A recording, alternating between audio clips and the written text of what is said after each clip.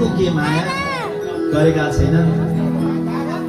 ती आमा बुवाले त्यत्रो जन्माएर यत्रो हुर्काउन्जेलसम्मको माया बिर्सेर फेसबुकमा, इन्स्टाग्राममा, युट्युबमा, सोसियल मिडियामा लाइभ आएर आत्महत्या गर्छ र त्यस्ता व्यक्तिलाई हामी आइडल बनाउँदैछौँ। त्यस्ता व्यक्तिलाई हाम्रो यो सबैभन्दा हाम्रो मार्गदर्शक भनेर हामी देख्दैछौँ। हामी कहाँसम्मको गइसकेका छौँ भन्नु त।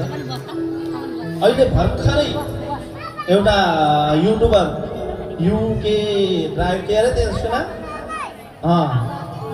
त्यो कसको आइडल हो हाम्रो भाइ बहिनीहरूको भन्नु त भन्दा धेरैको आइडल हो त्यो। त्यस्ता व्यक्तिलाई हामी आइडल बनाउने, हाम्रासँग भगवान छैनन् हाम्रो आइडल बनाउने।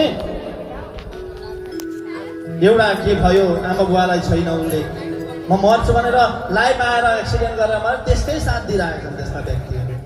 अरे मर्नै छ नि गएर एकतिर गएर मर्नु, किन संसारलाई तमासा देखाउनु। जसले आफ्नो आमा बुवाको माया छैन, जसले यो संसारको माया छैन, आफ्नो शरीरको माया छैन, हजुरहरूलाई कताबाट त्यसले सही मार्ग देखाउनुहुन्छ। त्यसै कारणले साधु सन्तहरू भन्नुहुन्छ पानी पियो छान के। पानी कसरी पिउनु अरे भन्दा छानेर। गुरु बनाओ जान के। हामीले गुरु आइडल बनाउनु जानेर यो व्यक्तिको व्यवहार कस्तो छ।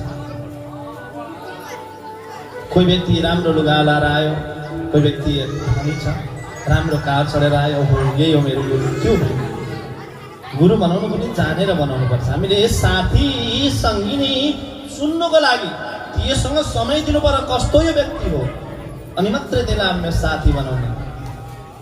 त्यसै कारणले भगवान श्रीकृष्णको सान्निध्यमा अर्जुन बसेको थियो। भगवानको चाल बुझ्नुभयो, बुझिसकेपछि अश्वत्थामालाई पठाउनु भयो। अश्वत्थामा घायल थियो।